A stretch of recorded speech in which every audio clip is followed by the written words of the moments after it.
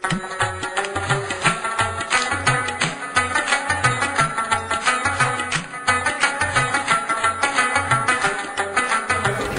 and thank you for joining me, Tilusha Vyas here on MATV. Today in conversation with me is Ajmal Khan Zazai. He is the chairman of the United Afghan Tribes and also a chief of Paktia, which is in southern Afghanistan, which borders with Pakistan. Thank you for joining us here today on MATV. And thank you for coming over from Afghanistan just to talk to us. Thank you for having me. First of all, Chief Zazai, please tell us more about your background. You're a Pashtun, which is one of the largest ethnic groups in Afghanistan. Indeed. As you know my name, I was born in a Pashtun family in Kabul. My family background is mostly my father was a tribal leader and my grandfather was a tribal leader, but also they were business people as well. And my great-grandfather, he was the person who put the king on the throne, King Zahir Shah's father, Nader Khan on the throne. So that's my background. And I lived in Afghanistan till about 1980. I was 11 years old when the Russian invaded Afghanistan, and then we came to Pakistan as refugees. That's because my father had political problems in Afghanistan. And then I studied in Pakistan, and then so forth in Canada I studied, and then I studied in the US and completed my education. And then I went back to Afghanistan back in 1995, and ever since I was involved with my father with the political and the tribal affairs. So the Pashtun is the largest tribe in Afghanistan. How many tribes are there? Well, there are a lot of small tribes, but the biggest tribes there are the Ghalji tribes, they are the Ahmadzi tribes, the Mangal, Tazi, and I think there's quite a lot of tribes, a smaller one, and then they have the Stanagzis and Rahimzis, and Afghanistan is basically made of tribes. It's a tribal country. And we have a history of the tribes for the last 3,000 years. So what is the role of a tribal chief? Because you are the chief in Paktia in southern Afghanistan. And is this something that's very similar to the panchayat system that we have in India? Absolutely, it's very similar. In the last 2 years, the High Commission of India in Kabul, they organized a few of the Maliks, or the tribal chiefs, to travel to India in order to sit with the panchayat system that you have in India, in order to compare. It's a similar system. You elect your own people for the panchayat, from the tribe or from the community. They represent the people, and then that's how the process is. Afghanistan has always been controlled by the tribes. We were not very familiar with the Western democracies. We had an election process or democratic process, but not as effective or as transparent that we were supposed to be having a system. Then in 2001, into election process was introduced, and somehow the tribal structure was undermined, not by the democratic system only, but also by the Russians. They dismantled it, and then when the Taliban took over, they never believed in the tribal structure. So they basically killed a lot of tribal leaders. They wanted to dismantle the system. So as a tribal chief, you were elected to this position because you look after about 1 million people in southern Afghanistan, in your province. So you were elected to this post? Absolutely. It's a process that, people are choosing their leaders. Okay. It's not really an election process that all the tribes would come and vote and wait in the line like as we see. It's your constituency. There is the people who matters, the people who has the confidence from the majority of the population. They will gather, and then they will choose one person to be their leader and represent their tribes. That's how the process is. So what I have created in the last, it was a model which was created by my father back in 1994, and what I went again forward, I created an Afghan tribal, United Afghan Tribal System. You're the chairman of that. The chairman of that organization. What exactly I wanted to do is to unite all the tribes, so they will have a platform in the country, and through that platform we will be resolving all the issues. Like, for example, you have the Luya Jirga. You hear the Luya Jirga system we have in Afghanistan. we send people from the tribes, from the communities, the politicians and intellectuals, but the main people who make a decision are the communities and the tribes in Afghanistan. So exactly what I wanted to do is to create the platform, and that platform would work as a model for the country as well, and decide for the bigger issue that we have in the country. So how does this work in terms of the political system where you have your own parliament, the loyal jirga? Well, the parliament is something that is a different function. It's a function between the government and the people. But what you have is the United Afghan Tribes structure is for the people to work within the tribes, within the communities, in order to solve the problems and the issues and the conflicts that they have in the tribes and the communities, and as well decide on bigger things. The tribal structure that we have is very, very complex, but you need to understand it. For example, the insurgency which we have in Afghanistan right now is due to the lack of cooperation of the tribes. If the tribes and the community cooperate with the government, there is going to be a reduction of at least 50 to 60% in insurgency. People are not cooperating, people are not happy with the government, and the government is not really fully on the side of the people, the largest population of the country. Mostly parliamentarians which are in Afghan parliament, they cannot even travel to their constituency. So what kind of representative you want to have in parliament that they cannot even meet their people? So we have a complex and a difficult situation, but within the tribal structure, in this tribal community, there are penalties, there are rules, there are strict laws which need to be obeyed by other people and as well as the members of the tribes. So as far as tribal democracy goes versus Western style democracy, how do the two compare? You are in favor of tribal democracy. Well, tribal democracy is, see the democracy thing, it does not exist in our vocabulary. So we have a system, right? The tribal system is there, although the tribal system may not be very acceptable in any forms, but I'm not totally against the Western democracy. What I believe in is to put the two together and to marinate them in order to work for the country. But to dismantle a system which existed for the last 3,000 years and then all of a sudden introduce something new, it takes a bit of time. Plus the system which was introduced in Afghanistan, it was not introduced to be very transparent, unfortunately. It was giving to a power was given to the crooks and criminals like John Gotti and Al Capone to become politicians. So that's exactly what happened in Afghanistan, why the democratic system has failed. During the election, you were covering the election in Kabul, and you saw that I was campaigning. I believe in campaigning, I believe in election. It's not that something that I'm totally against it, but Afghanistan was not ready for this election. Afghanistan was not ready for the democratic system that it's introduced by the European and other partners around the world. Exactly what we needed was a rule of law in the country, implementation of a proper system, education level has to rise a bit, and we need a 15 years time in order to bring in proper Western style democracy. Absolutely, and then education, infrastructure, jobs, and we had to do all those necessary things and then step into a system that we had to have a choice to vote for someone. I think voting for some people, a choice to have votes, is a luxury, is not a necessity. Okay, so how popular is the tribal rule today in Afghanistan amongst this population? 50% supported, 100%? Let me tell you something, the disputes, a lot of disputes which are not settled by the government, by the courts, because the government courts are always asking for bribes, it's all settled through the jirga or the panchayat that you have in India. It's settled by those. It's very popular. It's the power which exists there. Unfortunately, it's been undermined by the international community and sort of so-called replaced by a voting democracy and a democratic system. But the power still exists there, people believe in it.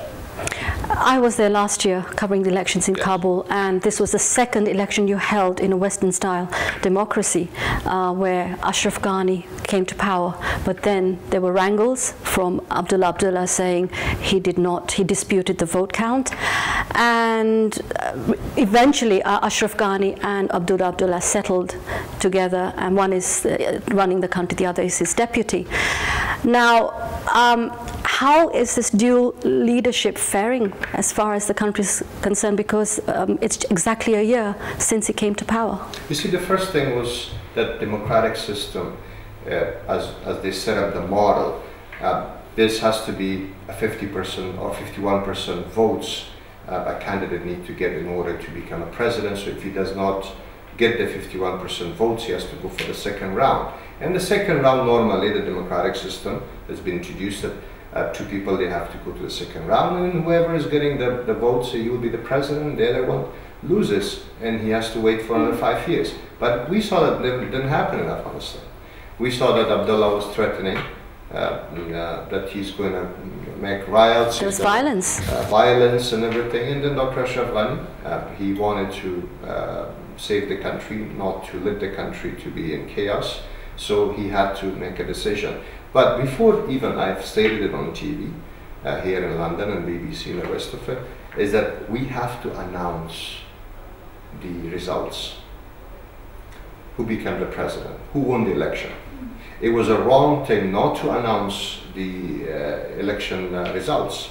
So if the election result would have been announced, then it was up to President Ashraf Ghani to decide if he was going to bring Abdullah into his government, but not share the government 50% like the way it is now. It's a chaos situation, as we see. Nothing is moving. So is it imperializing the communications totally? It's absolutely. I mean, we have seen this for almost a year now.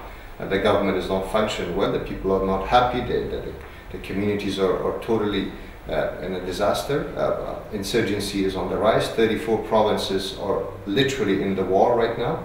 There is districts and villages who are controlled by the Taliban, and now the new ISIS dilemma. And also, we have a situation of the economic disaster in the country. So we see that it doesn't work. Bankrupt. We are. So so what the situation is so someone's trying to drive a car, but there are two drivers. One is going left and one is going right. That can put it this way. Yeah. That seems to be the situation. To what extent are the problems in Afghanistan as a result of interference from neighboring countries, in your opinion? We have been a victim of violence, wars, insurgencies, and terrorism in the last 35 years. Afghanistan was initially invaded by the Russians. We have lost 2.5 million people in Afghanistan, as you know, the result of that war. And then we have the brutal so-called the Mujahideen, or those leaders who are fighting for power. And then we have lost hundreds of thousands of people in the country. And in Kabul was ruined after the so-called the Mujahideen were taking power and trying to get to the throne of Kabul. And then we have seen the interference of our neighbor from Iran and Pakistan in a very large way. The Taliban regime was imposed, and that was a very brutal regime, harboring terrorists around the world. And on the other side also, the Iranians were arming our other Afghans who were going to fight for power and so forth. So we've been a victim in the last 35 years of our maltreatments from our neighbors, particularly Iran and Pakistan. So, why has Afghanistan been a big, ball that they've been playing around with? It's because of the billions of dollars of minerals. Afghanistan, throughout the history, has a pivotal geographical position. By controlling Afghanistan, you can have an access to the Central Asia. We have a border with China, we have a border with Iran, we have a border with Pakistan. It's a very significant country. We do have a lot of minerals, unfortunately. Nothing has been... 3 trillion worth. Something like this, with that figures, but also it's been plundered by private people for last 30, 40 years. And this is one area that people, or our neighbors are interested to have a control of Afghanistan. But also the other is that somehow Afghanistan has been used as a ground. For example, when Azhar Masood was freed from the Indian prison, the plane did not land in Rawalpindi. The plane was landed in Kandahar. So Azhar Masood was not Afghan. We had nothing to do with that organization, but somehow the ISI was plotting this and using Afghanistan for. So that's how Afghanistan has been used by the neighbors in a very negative way. So if this interference wasn't there, Afghanistan would have been able to stand on its own 2 feet? We were standing on our 2 feet, although Afghanistan was a poor country prior to the coup d'etat of the communist coup d'etat. Afghanistan was a prosperous country, although we were poor people. We're not a very rich country, but we had a living, we had our own agriculture system, we had our own businesses, we had our own lives there. And we were not devastated as we were devastated after the Russian invasion and the communist coup in Afghanistan. So after the fall of the Taliban in 2001, and then Karzai came to power, and then there was the army, the foreign NATO and the army foreign forces came in and put their boots on the ground. Now there are comments from various generals like Elliot and Dammit saying that the military were not given the tools that the politicians wanted them to use when they were in Afghanistan, in various parts, Helmand and all other provinces, and before they were forcibly pulled out at the end of December. Had they been given the tools, would it have been a different situation? I disagree with that, because the tools were there to fight the Taliban. The Taliban were dismantled, and I think 35 of the CIA operatives which were landed in Afghanistan with their B-52 bomber, they literally dismantled the Taliban. In order to fight the Taliban, there was no need for 140,000 foreign troops to come to Afghanistan in such a big way.